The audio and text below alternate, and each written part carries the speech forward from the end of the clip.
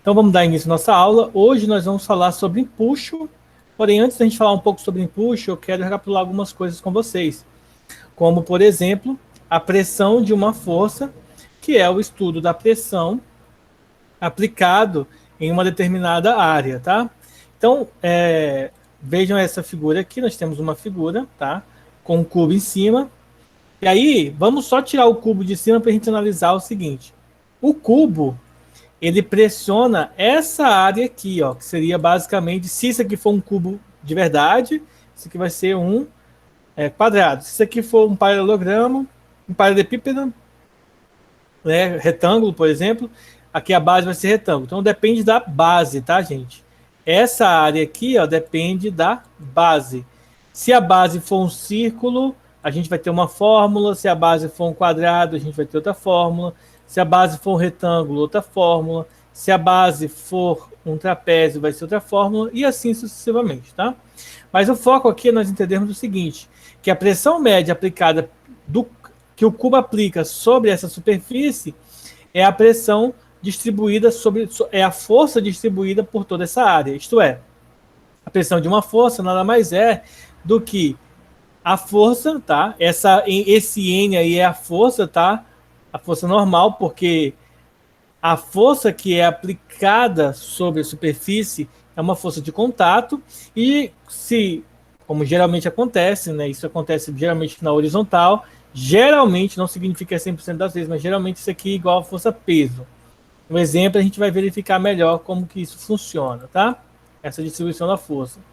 Dentro do Sistema Internacional de Medidas, a unidade de pressão é Newton por metro quadrado. Newton é a unidade de força, metro quadrado, unidade de área, denominada também de Pascal. Então, pode aparecer, por exemplo, sei lá, 2 Pascal, ou pode aparecer 2 newtons por metro quadrado. A sigla PA é a mesma sigla, tá? Igual, equivalente à sigla N por metro quadrado, por M quadrado. Então, fica aí essa atenção, esse cuidado, tá? Esse conteúdo aqui é um conteúdo que a gente viu na aula anterior, tá? Eu tava vendo aqui, pessoal, e aí eu resolvi refazer essa parte com vocês, tá? Para ficar mais sólido essa explicação da pressão, tá bom? E aí nós vamos ter o que mais? Nós vamos ver aqui algumas informações importantes. Por exemplo, nós temos que dentro do sistema usual de medidas, nós temos o ATM, ou uma atmosfera, tá bom? Esse aqui é o sistema usual. Dentro do sistema usual de medidas, uma atmosfera equivale a aproximadamente 1 vezes 10 a quinta newtons por metro quadrado, ou seja, a pressão no sistema internacional é equivalente, né, tem uma equivalência com a pressão atmosférica, tá? E essa pressão essa relação é dada por essa igualdade aqui, tá? Isso é um valor aproximado. Essa pressão é exercida pelo ar ao nível do mar, a 45 graus latitude e 0 graus Celsius, tá bom? Isso aqui, gente, é uma observação importante, porque dependendo da temperatura, dependendo da posição que você se encontra no globo, esses valores, eles se alteram. Apesar de indicarmos a pressão em uma superfície por pequenas setas ortogonais à superfície, a pressão é uma grandeza escalar, ou seja, apesar de aparecer seta aqui, a gente não pode confundir como sendo um vetor, tá? Não é um vetor. Então, essa seta é só para indicar mesmo o sentido da pressão, mas não confundir com vetores, tá? Então, a pressão não é um vetor. A pressão é uma grandeza associada a um empurrão. Não se define pressão se a força de contato for puxão ou esfregão. Ou seja, se você estiver puxando esse cubo para cima, então ele não vai exercer pressão, tá? É outro tipo de força que vai estar sendo associada aí. Terceiro ponto aqui, quando a pressão exercida for uniformemente distribuída na superfície, então a gente pode utilizar, não utilizar o termo média, tá? Em vez de utilizar pressão média, a gente usa só pressão, que aí já vai estar significando a pressão que está uniformemente distribuída, ou seja, igualmente distribuída. No caso de um cubo perfeito, tá? aqui vai ser uma pressão uniforme, porque se o cubo for perfeitamente construído, então em todo ponto do cubo vai ter o mesmo valor de pressão sendo utilizado. O instrumento que mede a pressão de um fluido, seja ele líquido ou gás, é denominado manômetro ou barômetro, no caso da pressão atmosférica. Tá? O manômetro para fazer em Pascal e o barômetro para fazer em ATM. Tá? Essas são algumas observações que eu acredito que eu não passei para vocês na nossa aula sobre pressão. E aí fica uma dica que eu tinha esquecido. Gente, nossa prova é segunda, né? Dia 10, se não me engano. Vou dar uma olhadinha aqui. Só para tirar essa dúvida. Deixa eu ver aqui. Dia 10. Dia 10, né? Então eu não vou passar empuxo, tá? Vou passar só pressão. E aí a gente deixa aí a nossa prova só com conteúdo de corpos rígidos e pressão, tá? Sem necessidade. Eu tinha marcado, eu queria que a nossa prova fosse para o dia 17, mas marcado uma semana antes, aí quebrou minhas pernas, né? Só dar uma olhada aqui. Dia 17 vocês têm prova? Não, né? Tem, né? Tem prova de literatura. Então não vou poder mudar para o dia 17 a nossa prova. Então, vamos ter que fazer segunda. Eu tinha pedido para a André para a gente agendar mais para frente, né? Para não ficar tão próximo aí de nós, mas não se preocupe, a prova não vai estar difícil, tá, gente? Nós vamos seguir essas definições, essas informações que eu tenho passado para vocês aqui agora, tá? Dentro do estudo da pressão, a gente tem o teorema de Stevens, que é o que a gente viu na última aula. O que diz o teorema de Stevens? Ó, basicamente, o que ele vai informar para a gente é o seguinte, que quanto mais profundo um corpo estiver, maior vai ser a pressão exercida sobre ele, tá? E a pressão é exercida de todos os lados, pela água, pelo líquido, pelo fluido em qual o objeto, o corpo, tá, está sendo mergulhado. Então a figura seguinte, ela mostra um líquido com densidade D, dado em quilos por metro cúbico, tá? Esse aqui é sistema internacional, em equilíbrio. Sua superfície livre está em contato com a atmosférica, cuja pressão é de 1 atm, como a gente sabe. A intensidade do campo gravitacional local é igual a 10. As profundidades do ponto A e B e C são a altura de A e a altura de B, aqui, ó, a altura de B e de C são iguais, tá? E aí ele fala pra gente que H é a diferença entre a altura de A e B, ou seja, daqui do A até o B, ele chamou de H, tá? Só pra gente poder entender o que nós vamos fazer nesse procedimento aqui.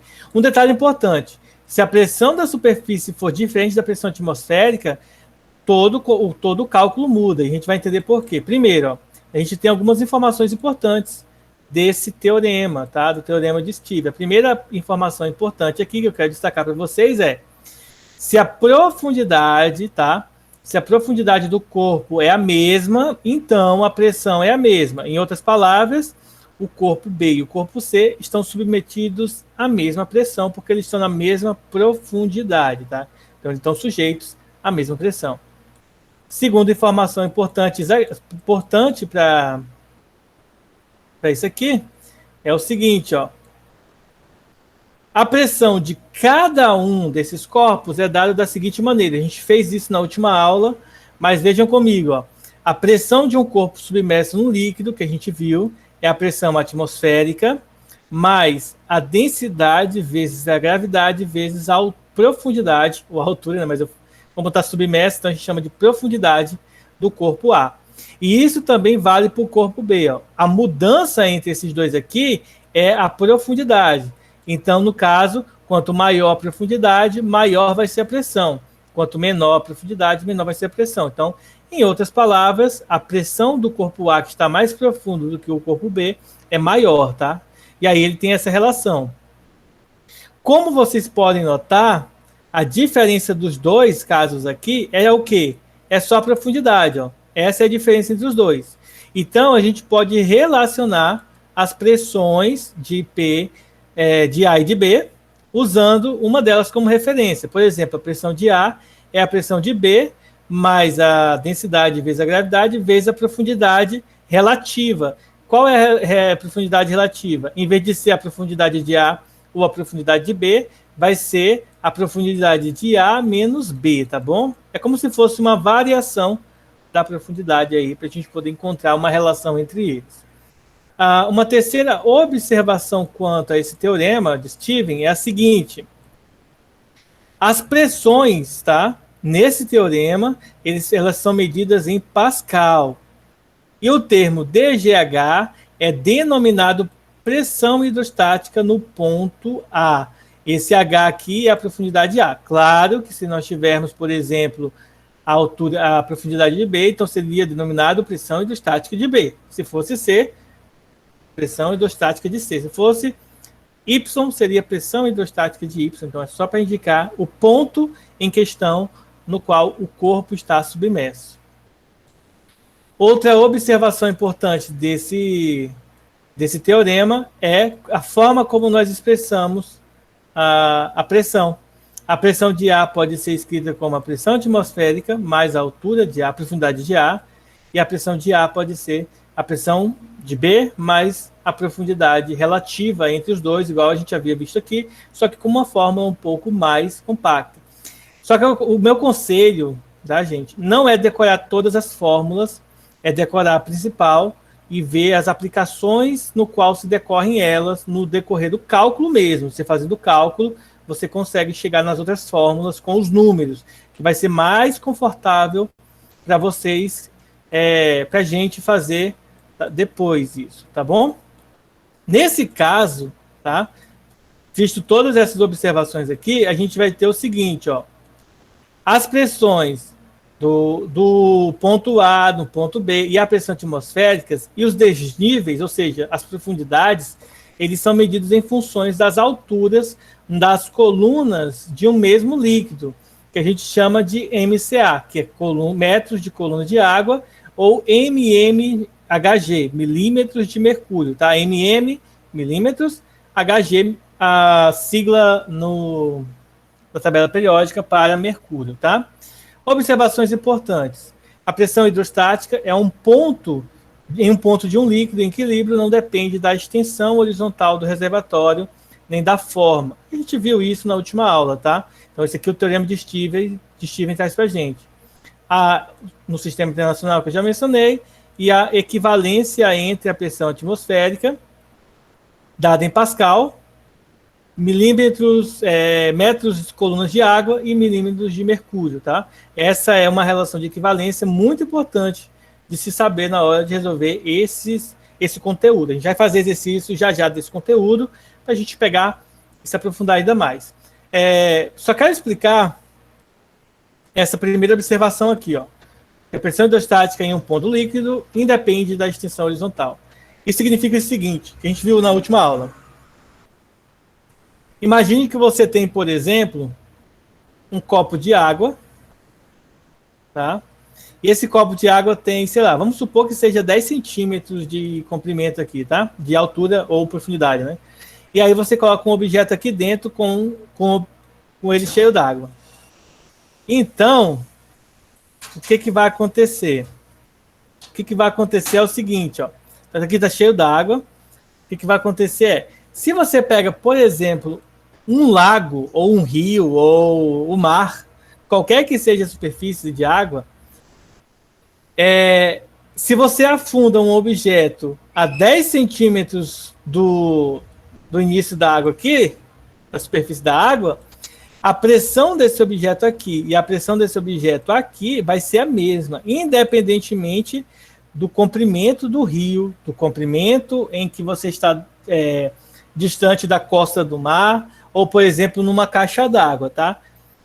Independe também do formato do objeto. Então, a pressão ela vai ser a mesma, independentemente da forma como a gente analisa a questão, tá? Então, a pressão ela depende de quem? Ela depende da profundidade. Então, a diferença de pressão é quanto à profundidade. Quanto mais profundo, independentemente de onde seja o local que você está submetendo, então, um corpo ao líquido, à substância, é a profundidade que vai dizer para a gente se a pressão é maior ou menor naquela região. Então, fica aí esse critério bastante interessante para nós analisarmos, tá?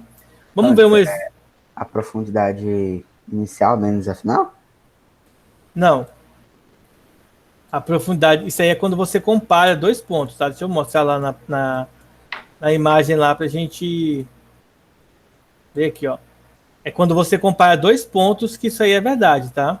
Essa profundidade inicial e final aqui é quando você está comparando dois corpos, o A e o B, por exemplo. Mas se for só um, você não vai calcular isso aqui, você vai calcular só a pressão. A pressão é a pressão atmosférica mais a pressão hidrostática no ponto, tá? Então, vamos ver aqui nesse Obrigado. exemplo aqui, tá? Porque é diferente, são duas coisas distintas, então vale só ressaltar isso aí para a gente não confundir. Então, o exercício, tá? Deixa eu pegar aqui uma questão para a gente fazer. Alguém tem alguma dúvida? Vamos analisar Professor, uma questão aqui. Diga. eu ia perguntar se o capítulo de corpos rígidos é o capítulo inteiro que vai cair? No final da aula, a gente conversa e eu passo para vocês quais É. são os capítulos que a gente precisa vai focar para a prova, tá? Então vamos lá. Ó. Essa questão diz assim: ó, em 1996, o engenheiro civil e mergulhador John Bert teve a ideia de construir na Bélgica uma piscina que simulasse o mar de Bora Bora, no Oceano Pacífico, famosa pelas águas cristalinas. Seu objetivo era oferecer um ambiente de mergulho seguro para o treinamento de mergulhadores iniciantes e profissionais, biólogos, bombeiros, etc. Em 2004, ele inaugurou, a custo de 11 milhões de dólares, a Nemo 33. Seu principal poço de formato cilíndrico possui 33 metros de profundidade, equivalente a um edifício de 11 andares e 6 metros de diâmetro, tá? Aqui tem uma simulação de como seria se você pudesse ver ele completo, tá?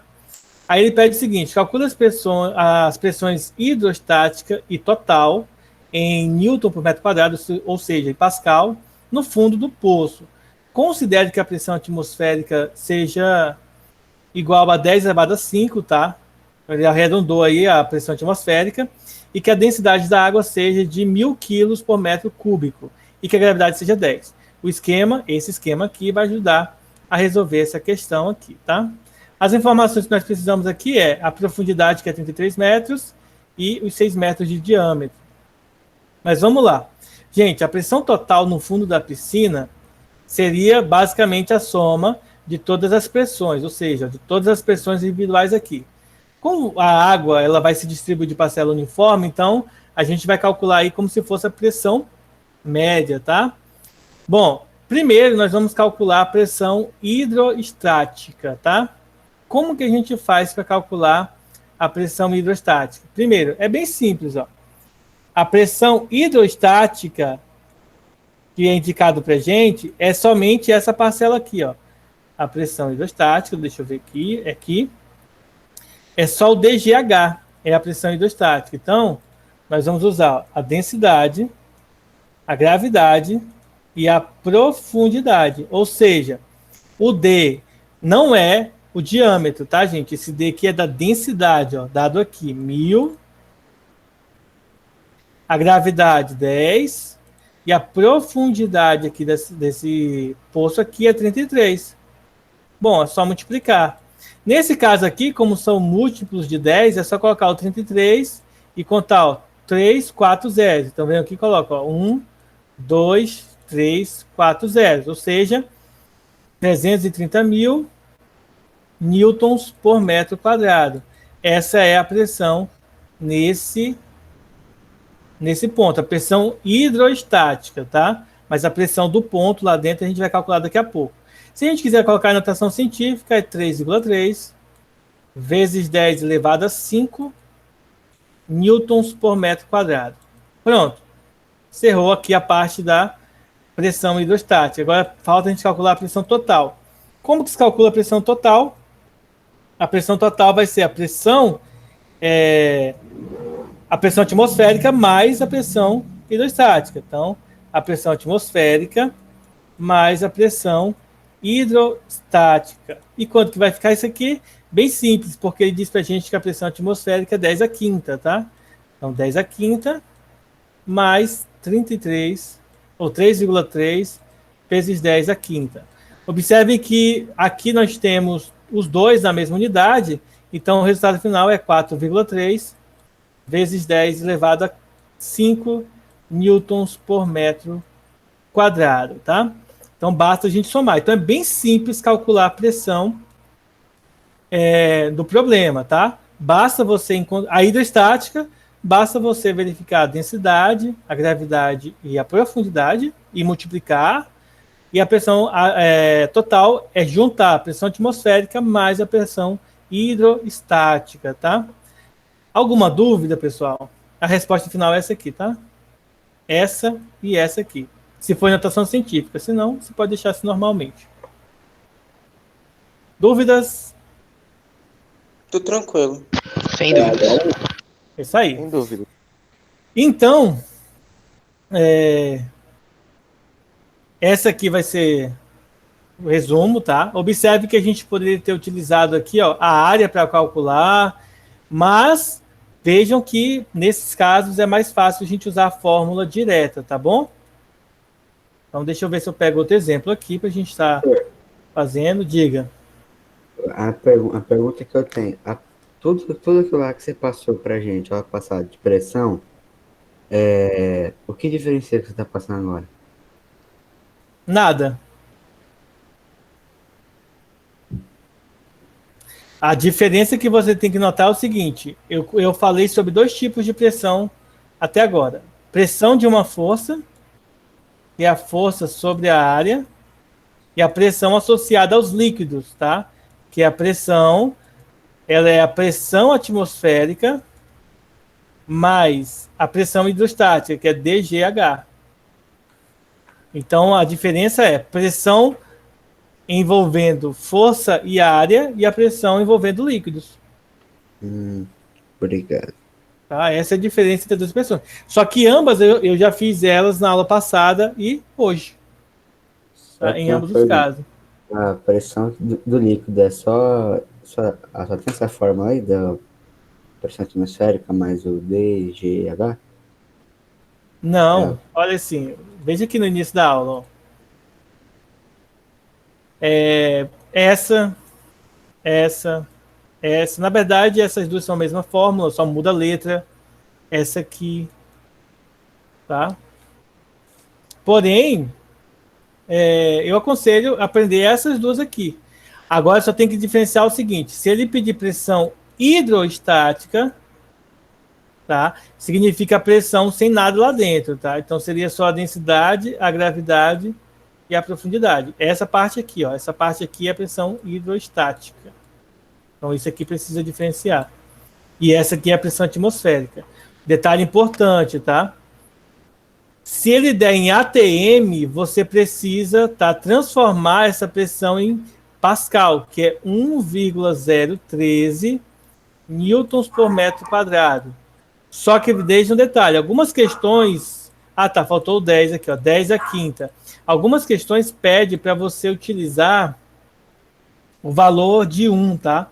1 vezes 10 a quinta, ou 1,1 vezes 1,01 vezes 10 a quinta, depende da questão, então você tem que ficar atento ao que a questão pede para você.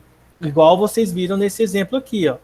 Ele pediu para a gente usar a pressão atmosférica como sendo 10 a quinta, então a gente usa 10 a quinta, tá bom? Mesmo que nas observações a gente viu que a pressão atmosférica em Pascal é 1,013 vezes 10 a quinta, porque a gente vai seguir o que o exercício pede para a gente fazer. Essas são as diferenças aí do que nós temos para estudar para nossa prova, tá? Beleza. Agora, deixa eu ver aqui uma outra questão para a gente estar fazendo aqui e tá entendendo o procedimento, tá? Deixa eu pegar aqui.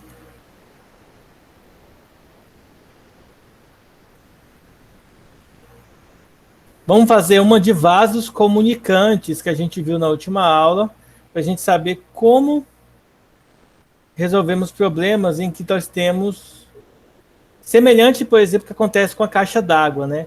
A caixa d'água, quando você liga a torneira, a pressão da água na caixa empurra a água da caixa até a nossa torneira, tá? Então nós vamos fazer uma questão bem parecida com essa, mas diferente. Vamos lá. A figura a seguir mostra um tubo em formato de U, aberto em ambas as extremidades, contendo água, que ele dá para a gente que a densidade da água é 1 grama por centímetros cúbicos, e a do óleo, contendo água e óleo, tá? E dá a densidade da água, a densidade do óleo. Lembre-se, como o óleo tem uma densidade, ó, menor do que a da água, deixa eu mostrar aqui, ó. Então o óleo fica em cima da água, tá? Com base nos dados da figura, determine o valor de H. Quanto que vale esse carinho? Quanto o óleo vai fazer a água deslocar nesse procedimento? Então vamos lá.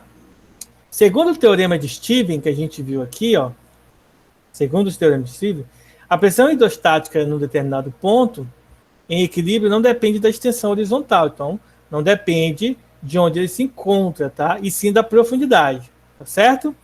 Então o que vai acontecer? Dois pontos que estiverem na mesma horizontal vão ter a mesma pressão em um líquido em equilíbrio. Eles estarão sempre submetidos à mesma pressão. Portanto, essa pressão aqui, ó, é igual a essa pressão. Isto é, a pressão no ponto A, ela é igual à pressão no ponto B, em ambos os casos. Mas vamos ver separadamente o que cada uma dessas pressões indicam para a gente aí no nosso cálculo. Olha só, a pressão do ponto A, tá? A pressão no ponto A, ela vai ser a pressão atmosférica, tá bom? Mais o DGH. Só que aqui a gente tem que ter um cuidado. Esse aqui é o DGH, vamos colocar aqui, ó, do óleo, mais o DGH da água. Mas, professor, mas o ar não está em contato com o óleo. Não está, porém o óleo, ele empurra, né, a água para baixo. Então, obviamente, empurra entre aspas, né, mas ele exerce pressão também sobre o ponto A. Então, a gente tem que a gente tem que supor as duas densidades. Já a pressão no ponto B, ele também é bem parecido. Ó, é a pressão atmosférica também, porque em ambos os casos eles estão submetidos à pressão atmosférica, tá?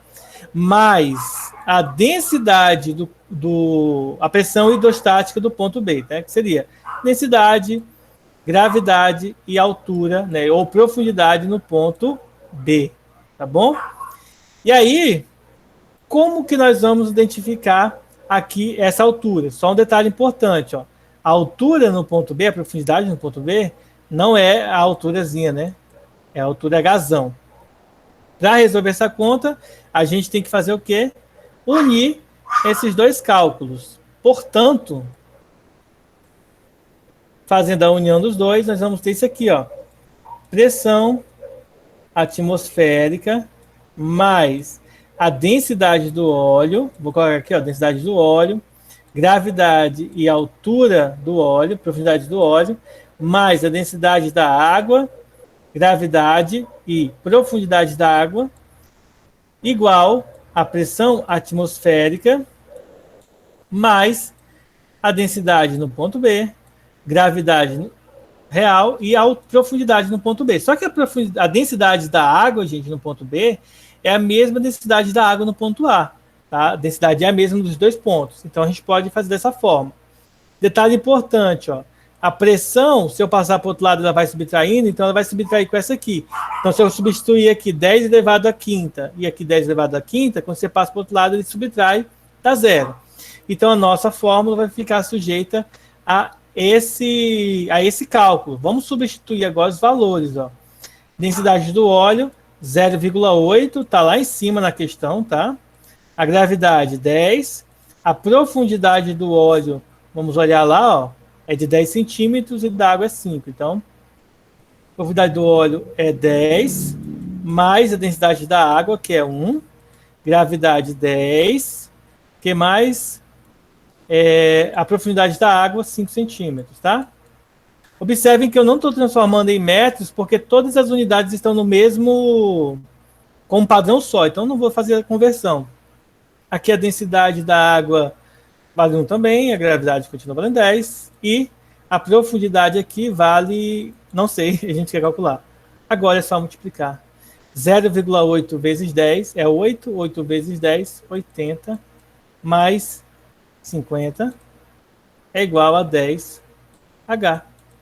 Portanto, 10H é igual a 80 mais 50, dá 130. É isso? 130? Isso. Ou seja, o H é igual, passando 10 dividindo, né? Pode cortar o zero aqui, ó, a 13 centímetros, tá? Pronto. A profundidade aqui no ponto B da água, que é a altura da água, ela vai se deslocar 13 centímetros, tá? Então vejam a facilidade que é resolver essa questão. Alguma dúvida, pessoal? Não, tem dúvidas. Não. Bom, então é isso aí, tá? Eu vou estar encerrando aqui a gravação da aula e eu vou conversar com vocês sobre a prova.